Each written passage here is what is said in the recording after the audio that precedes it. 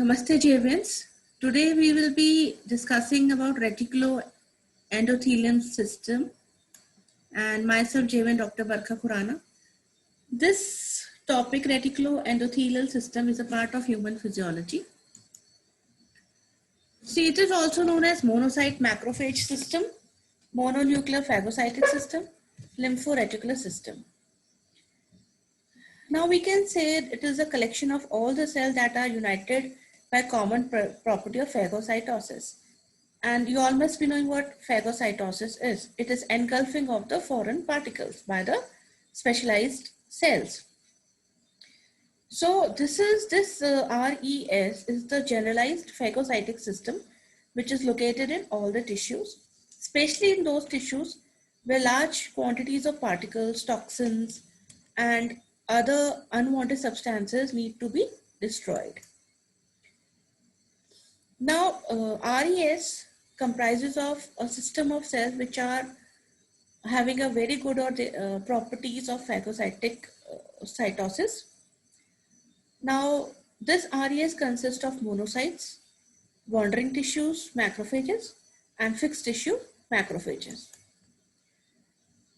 So we started monocyte, which are the largest leukocytes. We have studied this in WBCs. They are the immature cells that are present in the blood and have a little ability to fight infectious agent.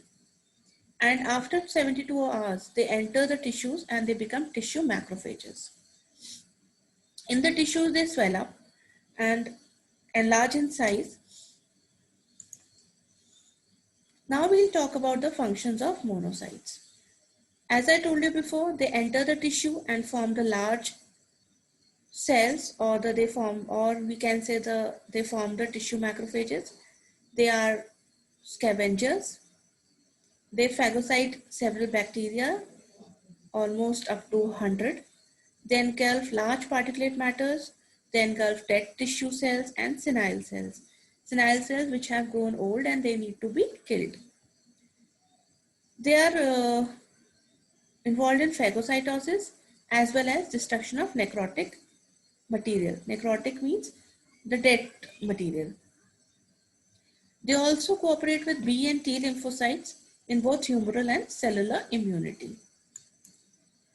Next is wandering tissue macrophages. They leave the blood and become activated and differentiate into macrophages.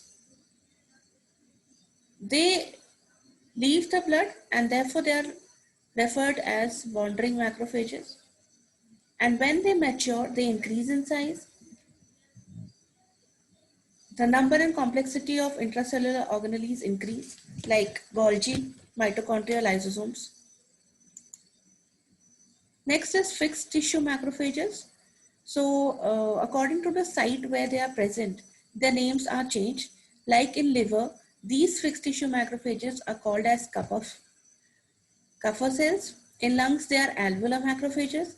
In skin, they are Langerhans cells. In connective tissue, they are known as histiocytes.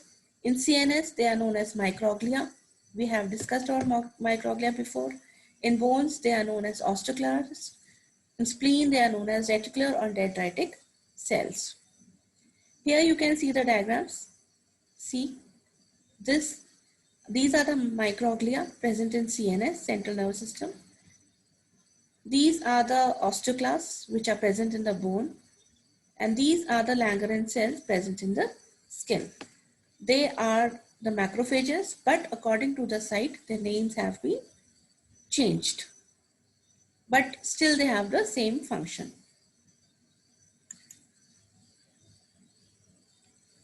Functions, first is they engulf inorganic particulate matter like carbon and dust particles. When confronted with large insoluble particle, plenty of macrophages fuse together to become multinucleated giant cell. Organic foreign material such as thorn, fish bone, catgut are destroyed by enzyme action and lysis. Lysis means breakdown. Then engulf microorganism, senile WBC, RBC, tissue debris, and some parasites. Like senile WBC, RBCs means which have grown old. Like the lifespan of RBC is 120 days. So when they are about to reach 120 days, they are engulfed by the macrophages. They destroy it. Then one more important function is that they help T and B lymphocytes in the acquired immunity by presenting antigens. Now we'll discuss the overall function of reticuloendothelial system. First is phagocytic function, like they engulf or destroy the bacteria and other foreign bodies. They destroy the senile red cells.